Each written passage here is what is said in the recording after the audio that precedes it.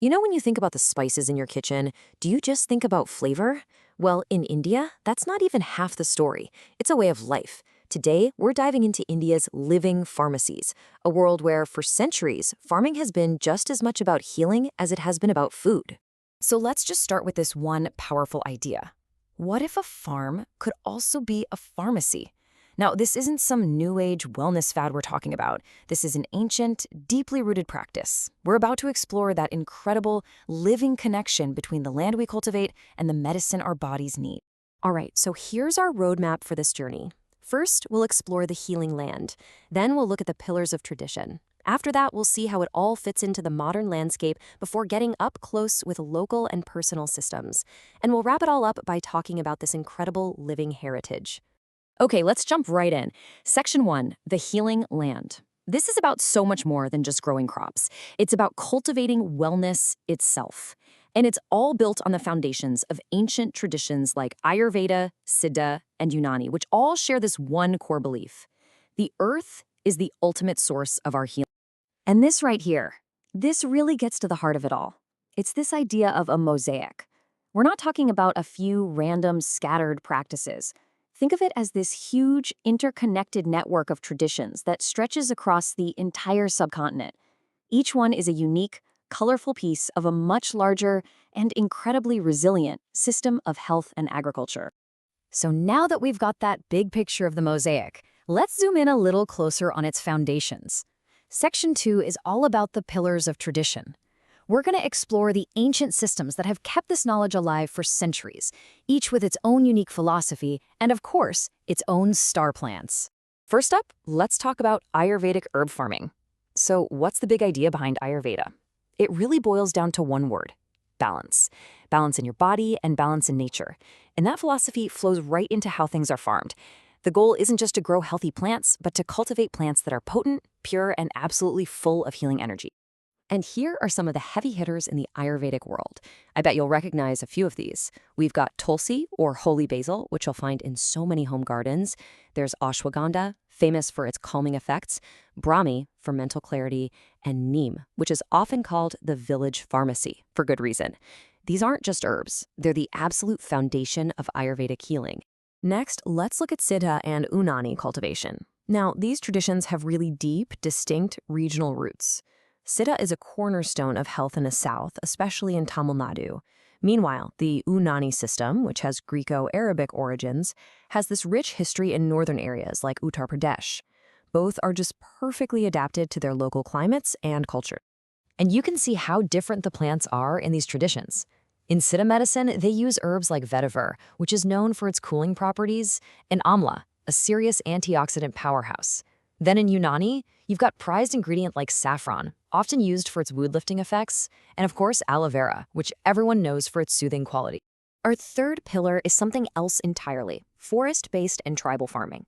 This is where organized farming and wild foraging just beautifully intertwine. In places like the Western Ghats and Northeast India, tribal communities have this deep, symbiotic relationship with the forest, blending wild harvesting with really careful, small-scale cultivation. So we're talking about key plants here like Giloy, Arjuna, and Shatavari. But honestly, this system is about so much more than just medicine. It's a vital force for keeping biodiversity alive and for protecting centuries of indigenous knowledge. It's like a living library of ecological wisdom that really benefits all of us. Okay, so you might be wondering, how do these ancient traditions even survive in the modern world? Well, that brings us straight to Section 3, the modern landscape. The global demand for herbal remedies is just exploding right now. That creates huge economic opportunities. But it also comes with the very real risk of over-harvesting and losing these traditional methods. This table really shows you the two extremes we're seeing today. On one side, you have the traditional tribal systems, small scale, all about biodiversity, serving local needs. And on the other side, you have large-scale commercial farming.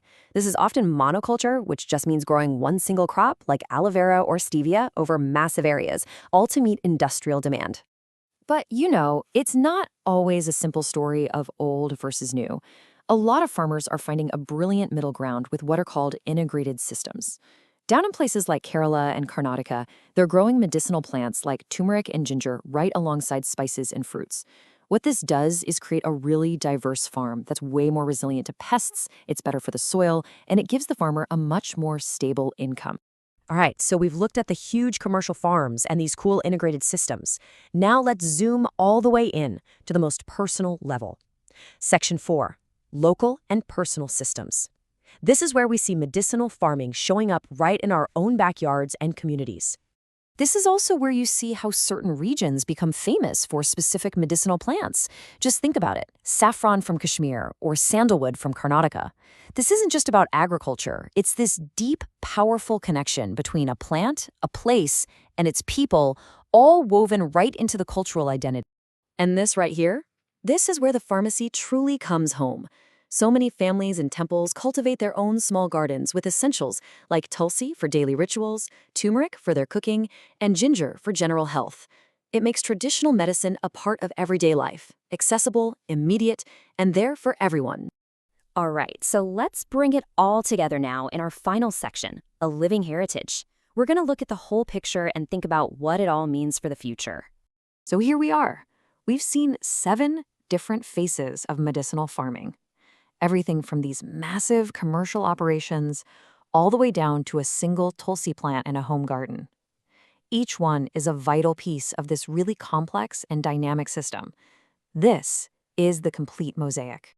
So what's the big takeaway from all this? It really all comes down to a delicate balance.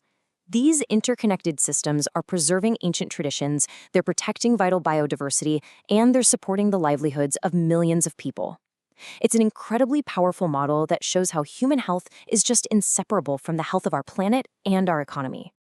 And that leaves us with one final critical question. As the rest of the world rediscovers the power of natural remedies, how can this ancient, intricate mosaic not just survive but actually thrive? How do we protect this living heritage and make sure we carry its wisdom long into the future?